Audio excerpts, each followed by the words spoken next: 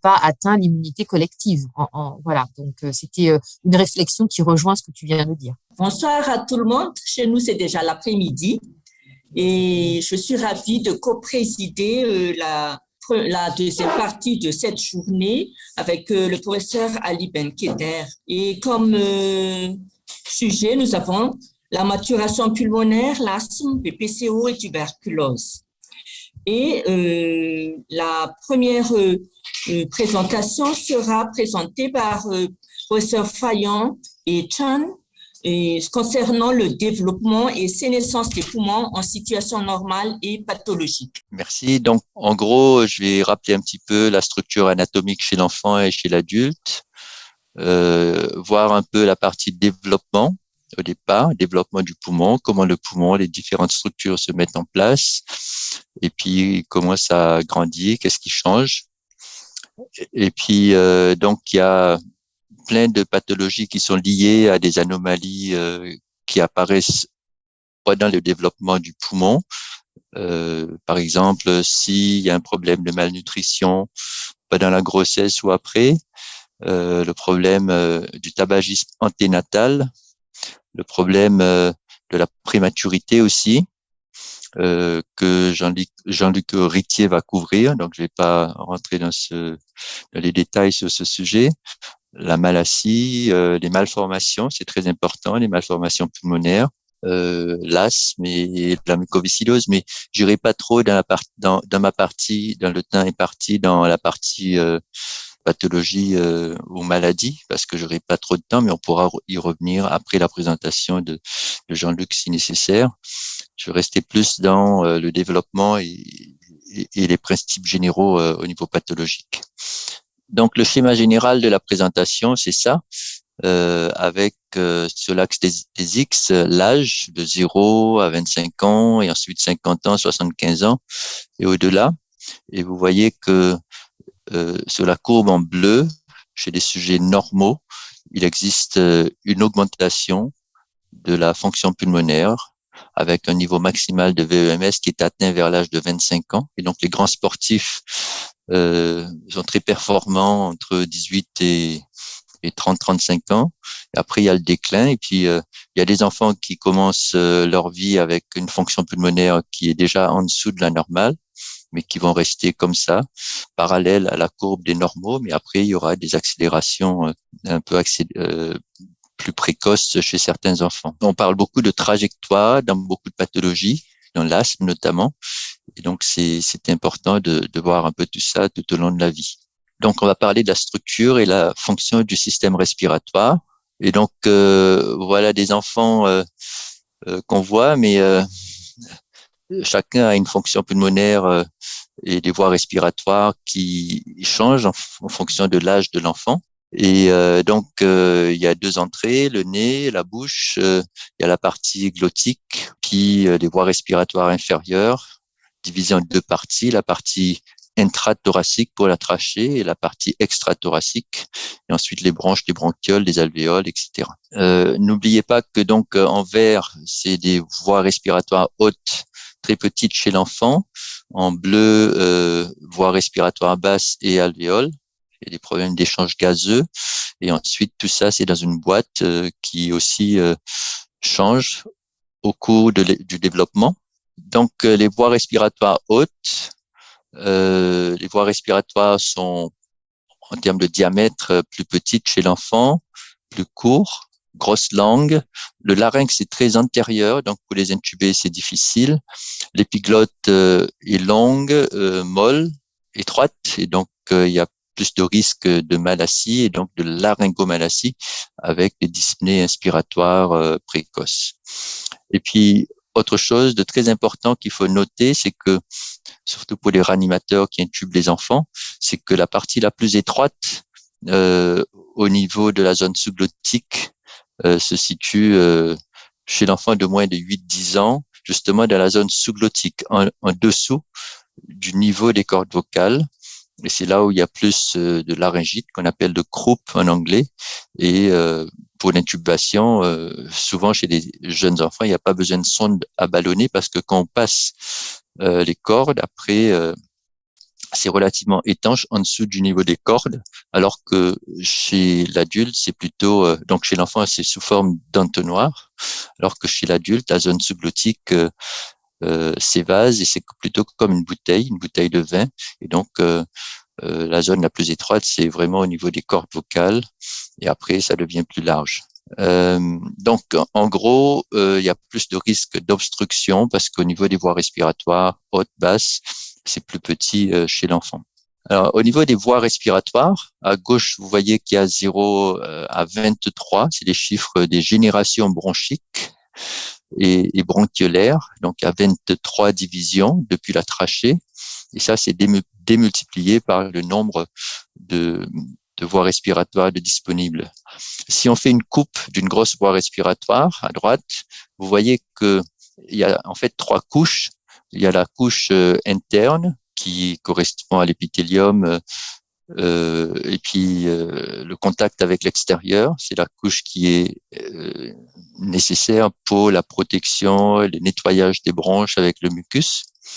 La couche du milieu avec le cartilage, le muscle, c'est nécessaire pour le contrôle de la stabilité mécanique de ces voies respiratoires et le contrôle du calibre, bronchospasme ou pas. Et puis toute la partie externe, c'est plutôt pour l'entretien de toutes ces structures, le côté neurovasculaire. Et donc les spécialistes s'intéressent à 1 ou 2 ou 3 parties des branches, des 3 couches, mais souvent on s'intéresse à une couche, mais il faut pas oublier que tout ça c'est interconnecté et en plus il y a des nerfs qui sont en communication avec le cerveau, avec les autres organes comme l'estomac, le nerf vague par exemple. Donc il y a un contrôle du tonus qui dépend d'autre chose que les bronches. Et en termes de périphérie, on a donc les bronchioles respiratoires et à la fin les alvéoles avec des communications, des pores de cône, des communications entre les alvéoles qu'il n'y a pas trop chez les enfants. Et donc les enfants ont tendance à faire plus d'atélectasie et donc être plus hypoxiques que les adultes. Et donc tout ça, c'est dans un lobule. Vous voyez que donc il y a la bronchiole au milieu, les voies respiratoires au milieu, l'artère pulmonaire qui accompagne les voies respiratoires, ensuite les capillaires et les veines pulmonaires remontent dans les parois des lobules, c'est ce qu'on voit à droite. Et l'autre élément important, c'est que une bronche en haut à droite n'est pas suspendue dans l'air, c'est interconnecté à la paroi via les alvéoles et dans les parois des alvéoles, il existe beaucoup d'élastine et donc ce qui se passe autour de la bronche, donc dans les alvéoles et aussi au niveau de la plèvre, va influer sur le diamètre de cette bronche par recul élastique. Et donc, si on ouvre toutes les voies respiratoires distales d'un adulte, la surface est très importante. C'est la moitié d'un court de tennis, ça on le sait. Et chez l'enfant, en fait, il y aura une phase de développement qui va durer, vous verrez, développement des alvéoles. On pensait que c'était uniquement pendant les 2 premières années de vie. Maintenant, on sait que c'est jusqu'à l'âge adulte, mais ce développement peut être perturbé par beaucoup de choses. Et si on regarde un peu la longueur totale des voies respiratoires, parce que là, on voit une multitude de voies respiratoires. Il y a 23 générations, mais c'est multiplié par autant de bronchioles, de bronches, etc. On voit que si on les met bout à bout, la longueur totale des voies respiratoires, c'est 1500 miles, 2400 kilomètres. Et quand je fais mesure la distance entre l'île Maurice, Port-Louis et Victoria aux Seychelles, la distance est de 1700 kilomètres. Et vous voyez que chez un adulte, la longueur totale des voies respiratoires, les résistances des voies respiratoires sont extrêmement élevées parce que c'est quand même en longueur 2414 kilomètres. Et n'oubliez pas non plus que dans la respiration, il y a la respiration externe, c'est la partie pneumo des choses, mais aussi il y a la partie hémodynamique et puis il y a la respiration interne au niveau musculaire. Et donc, il faut qu'on travaille à tous les niveaux avec la rééducation du système cardio-respiratoire, aussi musculaire. Et un dernier élément, il est marqué dans tous les livres que les bébés, dans les premiers mois, ne savent pas respirer par la bouche. Ils sont forcément obligés de respirer par le nez.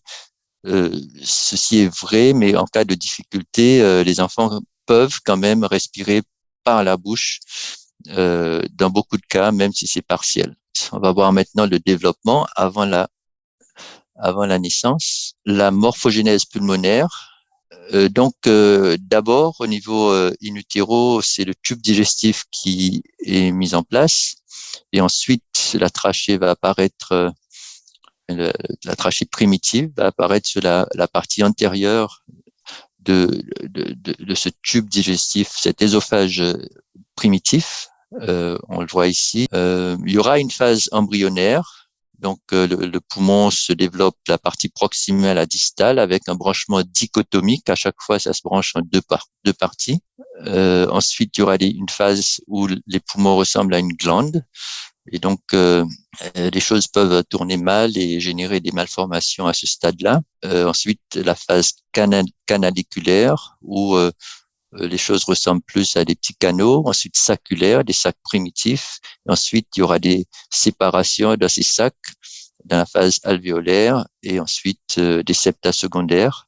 Et tout ça est représenté c'est un article qu'on a écrit, qu'on a publié cette année dans European Respiratory Journal, où on représente en fonction du temps. Vous voyez tout en haut, la conception, fertilization, jusqu'à la naissance.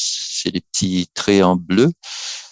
Les différents stades de développement, la phase embryonnaire, pseudoglandulaire, canaliculaire, saculaire, et ensuite la partie alvéolaire qui est étroitement liée à la maturation microvasculaire. Donc le liquide alvéolaire, le liquide pulmonaire est très important pour le développement, et ce liquide pulmonaire, il est différent du liquide amniotique auto du bébé.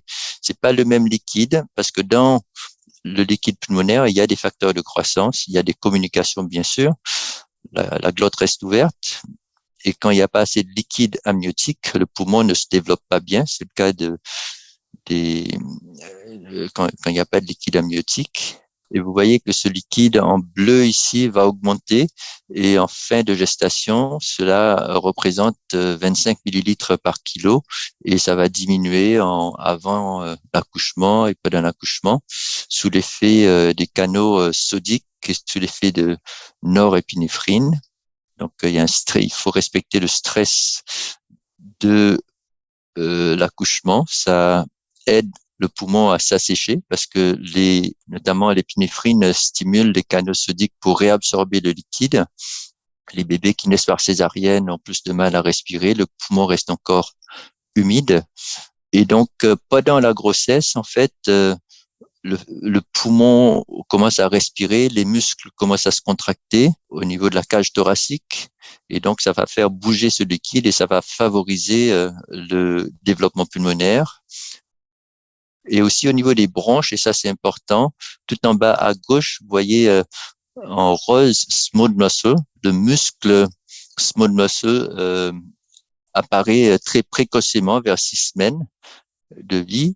Et le smooth muscle, vous savez, il est très important pour le bronchospasme chez les enfants plus grands et plus petits, mais in utero, c'est un rôle de développement pulmonaire, et donc ça apparaît vraiment pendant la phase embryonnaire. Et donc, les cellules musculaires lisses, c'est vraiment un architecte du poumon parce que sous l'effet du calcium, ces cellules musculaires lisses vont se contracter, et le fait de se contracter va faire qu'il y aura du péristaltisme.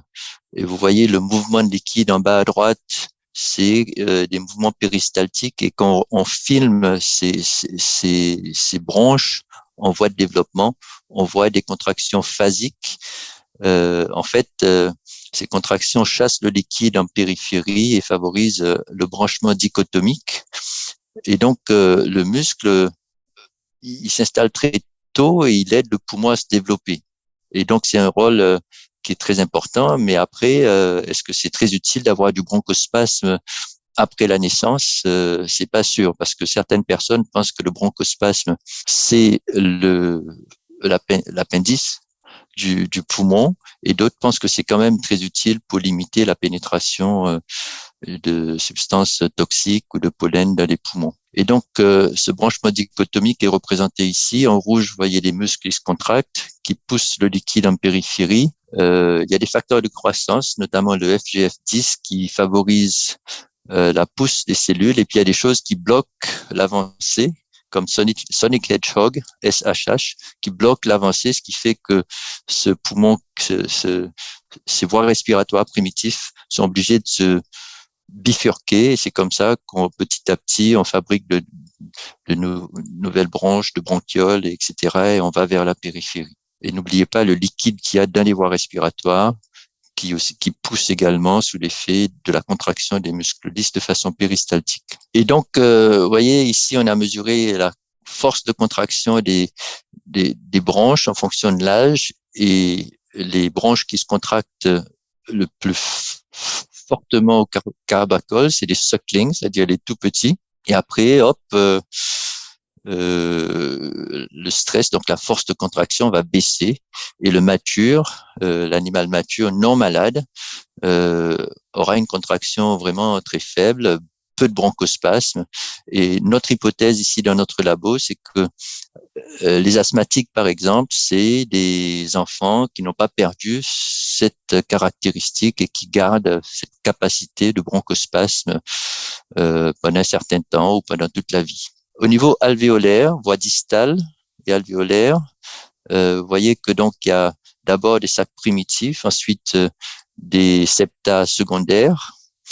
Et donc, plus il y a de septa, plus il y a des cavités, plus il y a de cloisons, plus on augmente la surface d'échange, et ça, c'est quelque chose qu'il faut respecter. C'est étroitement dépendant de la nutrition, et c'est perturbé, par exemple, par des corticoïdes.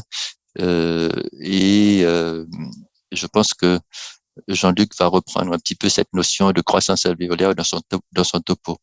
Et donc, c'est très important d'avoir, vous savez que au niveau alvéolaire, il y a une membrane qui est très fine, il y a une monocouche de vaisseaux.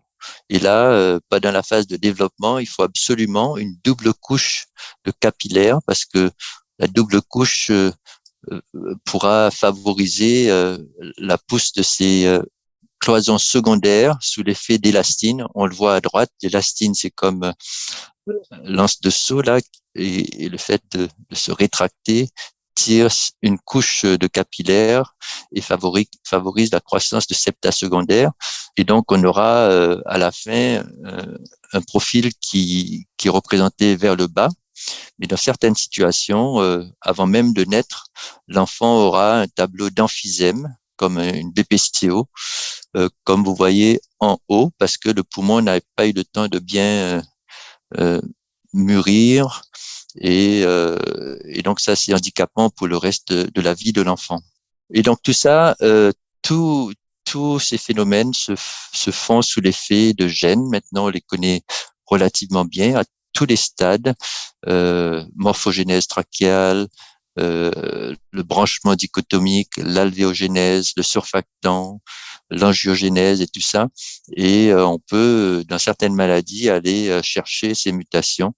Par exemple, dans les pneumopathies interstitielles, on va chercher les NKX 2.1 ou le GATA2. Dans certaines malformations, on va aller étudier d'autres marqueurs génétiques. Et dans la dysplasie bronchopulmonaire, le VEGF intéresse beaucoup les chercheurs. Et donc, le surfactant, très important, arrive vers 25 semaines, c'est-à-dire après 25 semaines d'aménorrhée, c'est-à-dire après 5 mois, presque 6 mois. Et la semaine dernière, j'ai vu qu'aux États-Unis, le bébé le plus immature du monde a survécu à 20 semaines, c'est-à-dire avant même la production de surfactants, parce qu'on peut maintenant donner du surfactant exogène, bien sûr. Et dans certaines situations, quand il y a un SDRA, on peut détruire ce surfactant. Ici, on voit que au départ, in utero, le système vasculaire est très symétrique et ensuite il y aura une évolution de certains arcs vasculaires, et ce qui donne à droite notre aspect très asymétrique.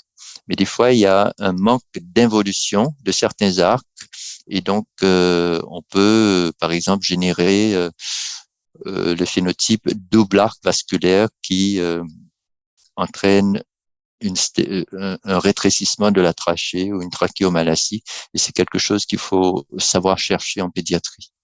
Donc à la naissance, puisque le poumon contient de l'air et pas du liquide, les résistances vasculaires vont baisser, et donc on va pouvoir passer à un phénotype postnatal, justement parce que les résistances vasculaires pulmonaires baissent. Et donc, on arrive à la dernière partie, la partie postnatale. Qu'est-ce qui se passe après la naissance?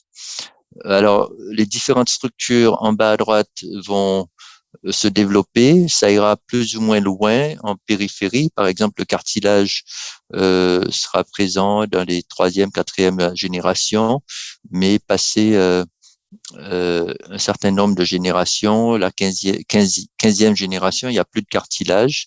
Le muscle lisse est présent pratiquement dans toutes les générations, mais un peu moins en périphérie au niveau des bronchioles par rapport aux bronches. Il y aura des glandes dans les bronches proximales, mais pas trop en périphérie. Et puis, il y aura plus de pneumocytes aplatis en périphérie au niveau alvéolaire. Là, c'est important. Il y a toujours un débat à savoir jusqu'à quel moment on peut récupérer des alvéoles quand on est malade dans l'enfance. Il est vrai que la croissance alvéolaire est très rapide dans les 2 premières années de vie, mais il y a des gens qui ont fait des mesures de diamètre alvéolaire en utilisant de l'IRM avec un gaz neutre polarisant. Et ils arrivent à faire ça maintenant en IRM. Et ils ont trouvé qu'il y avait une croissance alvéolaire jusqu'à 20 ans. Et donc, c'est un peu plus lent.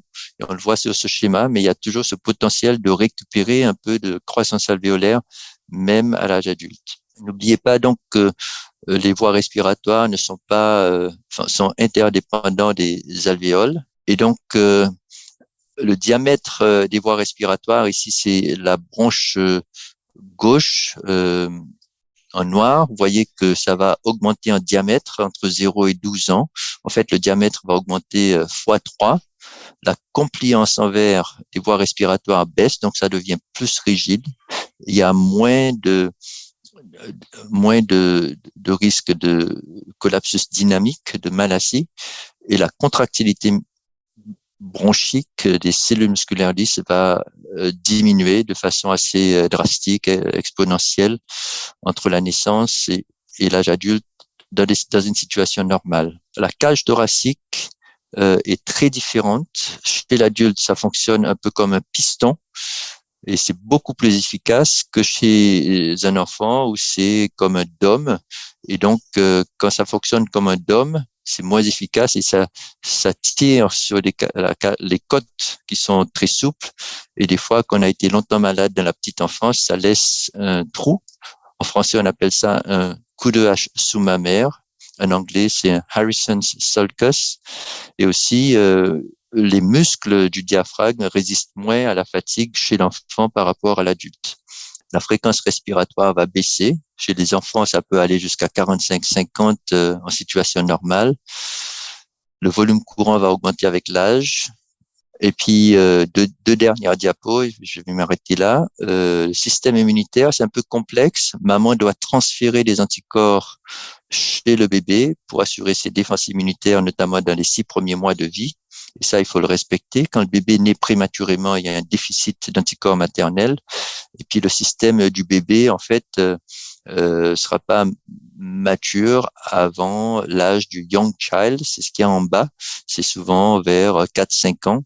Et pendant la première année et puis jusqu'à 3-4 ans, les enfants sont souvent malades et après 4-5 ans, les choses s'améliorent à condition de ne pas avoir de problème de nutrition et à condition d'avoir un système immunitaire qui mûrit convenablement. Mais c'est très important le fait de naître soit par césarienne, soit par voie basse, le mode d'alimentation, le fait de donner des antibiotiques et tout ça, ça aura un impact sur le développement du poumon et le risque d'allergie par la suite. Passez la parole à mon binôme, professeur Chung. Merci de votre attention.